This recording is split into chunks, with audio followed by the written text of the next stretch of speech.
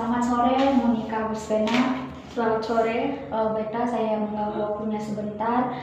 Saya Milawati dengan NIM 22131029. Saya ingin meminta waktunya sebentar untuk melakukan diskusi untuk memenuhi tugas mentoring OIK 2024. Di sini ada beberapa pertanyaan yang ingin saya diskusikan dengan kamu. Yang pertama itu, bagaimana cara kita menjaga hubungan baik dengan antar umat beragama agar tidak terjadi perselisihan? Yang pertama, menghormati agama lain, tidak mengganggu orang lain sedang beribadah, menghormati hari besar keagamaan, dan tidak memaksakan agama orang lain untuk mengikuti agama kita. Ya, karena memang kita seharusnya itu sesama umat beragama, kita harus saling menghargai, saling menolong, saling bekerja sama agar terciptanya sebuah kerukunan dalam antar umat beragama. Yang selanjutnya itu, bagaimana cara kita menjalin kerjasama agar antar umat beragama agar terciptanya sebuah kerukunan. Caranya seperti saling menghargai dan saling toleransi antar umat beragama. Ya, karena kalau kita saling toleransi, kita saling menghargai antar umat beragama, tidak ada perselisihan atau percekcokan antar umat beragama. Karena selagi kita menghargai mereka, tidak ada suatu perselisihan apapun yang terjadi. Yang ketiga itu, bagaimana sikap yang harus kita kembangkan agar menjaga kerukunan antar umat beragama.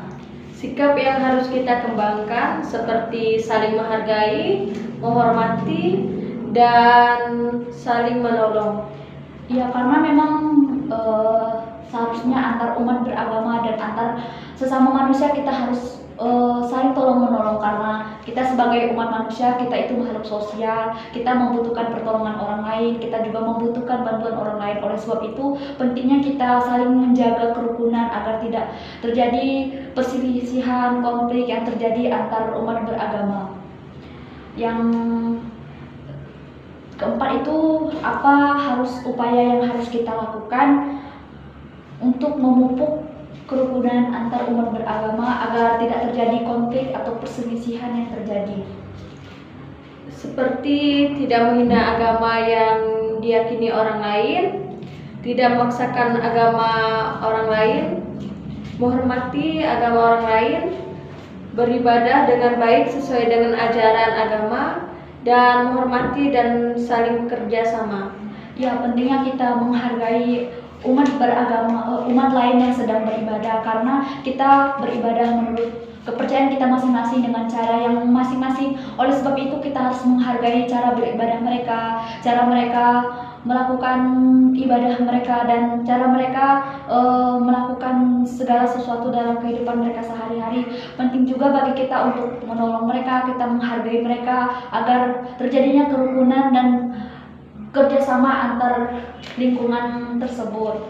Yang kelima itu, bagaimana cara kita mewujudkan kerukunan antar umat beragama agar bisa terciptanya sebuah kerjasama, sebuah komunikasi yang baik di lingkungan tersebut. Kita bisa melakukan cara seperti saling menghargai, toleransi antar umat beragama, dan melaksanakan ibadah sesuai ajaran agamanya. Ya, penting juga bagi kita untuk tidak memaksakan seseorang itu untuk beribadah sesuai dengan kepercayaan kita, mengikuti cara beribadah kita, agar mereka tidak merasa tersinggung, mereka tidak merasa tidak dihargai ataupun lain sebagainya.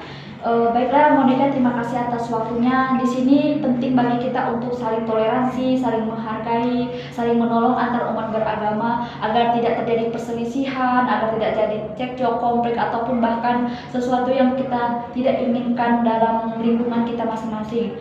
Penting juga bagi kita untuk saling mengingatkan, saling menjaga kerukunan agar kita bisa lebih menghargai lagi antar umat beragama. Terima kasih, Pena. Selamat sore. Selamat sore.